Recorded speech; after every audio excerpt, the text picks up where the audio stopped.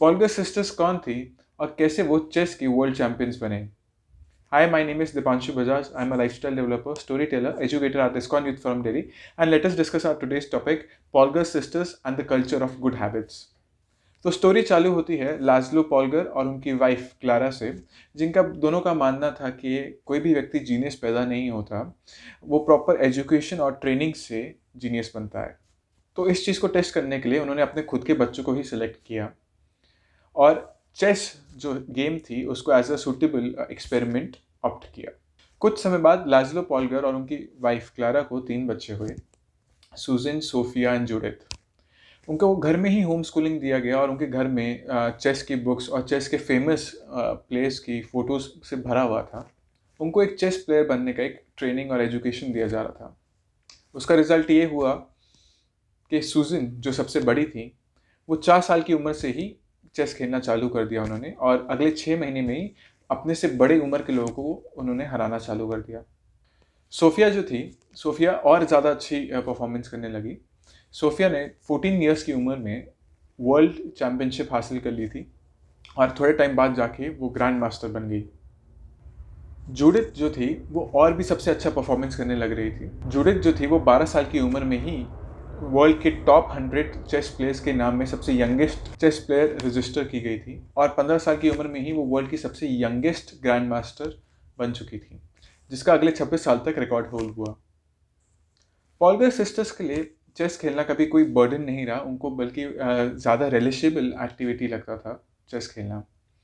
क्योंकि उनके घर में, उनके सराउंडिंग में जो इन्वायरमेंट था वो हमेशा उन्हें चेस खेलने के लिए प्रेस करता था और उनको रिवॉर्ड करता था। हम जिस इन्वायरमेंट में पैदा होते हैं और जिस कल्चर में हम बड़े होते हैं, वो कल्चर, वो इन्वायरमेंट हमारी हैबिट्स फॉर्म करने में हमारा काफ़ी क्रूशियल रोल प्ले करता है। ऐसा क्यों? क्योंकि एज अ ह्यूमन हमारे अंदर एक सेंस ऑफ बिलोंगिंग होता है। हम किसी ग्रुप का हिस्सा बनना चाहते हैं, तो ग्रुप का हिस्सा बनने के लिए हम क्या करते हैं? हम एक्शंस को इमिटेट करते हैं। किसके एक्शंस को इमिटेट करते हैं? 3 प्रकार के लोगों को हम इमिटेट करने का प्रयास करते हैं। पहला, हमारे जो सबसे क्लोज हैं, नज़दीकी लोग हैं, जो हमारे फ्रेंड्स हो गए, फैमिली हो गए। दूसरा, इसको आप भीड़ चाल बोल सकते हैं या फिर आप बोल सकते हैं जो पॉपुलराइज्ड ओपिनियन है सोसाइटी में उस समय, जैसे क्या सब्जेक्ट हमें चूज़ करना है, किस फील्ड में आगे परस्यू करना है, इंजीनियरिंग लेनी है, कॉमर्स लेना है ना? और तीसरा है, हम पावरफुल लोगों को इमिटेट करने का प्रयास करते हैं। क्यों? क्योंकि उन लोगों के पास सक्सेस ऑलरेडी अचीव कर चुके हैं वो लोग और हम भी सक्सेस पाना चाहते हैं, तो हम उनके लाइफस्टाइल, उनकी हैबिट्स को हम इमिटेट करने का प्रयास करते हैं। जैसे आपने देखा होगा, जिन्होंने यूपीएससी क्रैक कर लिया है, जिन्होंने नीट क्रैक कर लिया है, तो लोग जनरली उनके टॉक सुनते हैं कि वो कैसे प्रिपेयर करते थे, वो कैसे किस माइंडसेट से पढ़ते थे, है ना? क्यों? क्योंकि हम लोग भी चाहते हैं कि हम भी वैसा रिजल्ट अचीव कर सकें। तो अगर हमारा कोई डिज़ायर्ड गोल है जो हम अचीव करना चाहते हैं, कोई ऐसी गुड हैबिट है जो डेवलप करना चाहते हैं, तो उसको डेवलप करने के लिए हमें 2 चीज़ें करनी है। पहली चीज़ जो सबसे क्रूशियल है वो है, हमें ऐसे लोगों का एसोसिएशन लेना चाहिए। उस एसोसिएशन में हमें सीखना चाहिए कॉन्स्टेंटली, उनसे एजुकेशन लेना चाहिए, उससे ट्रेनिंग लेना चाहिए अपनी पर्टिकुलर हैबिट सुधारने का, और ये समझना चाहिए कि हमारे को टाइम लगेगा डेवलप करने में, क्योंकि हम सब डिफरेंट कल्चर बैकग्राउंड से बिलोंग करते हैं और हमारा बचपन से अलग चीज़ों को प्रायोरिटी दिया हुआ है हमने, उनको हमारी पुरानी हैबिट्स दी हुई हैं, उनको ओवरकम करने में टाइम लगेगा। बट अगर इसको ओवरकम करना है तो only solution is you have to associate with those kind of people जिनके साथ हमारी आइडेंटिटी या जो डिज़ायर्ड गोल है वो मैच होता है।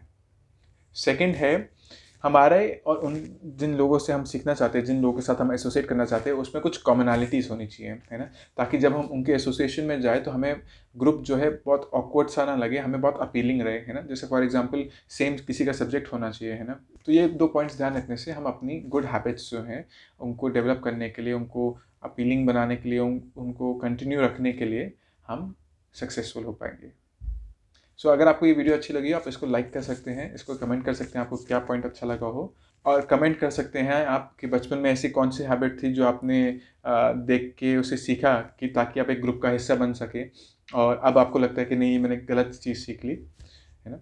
और अब कौन सी अब आप इम्प्रूव करने का प्रयास कर रहे हैं, और आप इस वीडियो को शेयर भी कर सकते हैं। So I thank you very much for your time. Hare Krishna.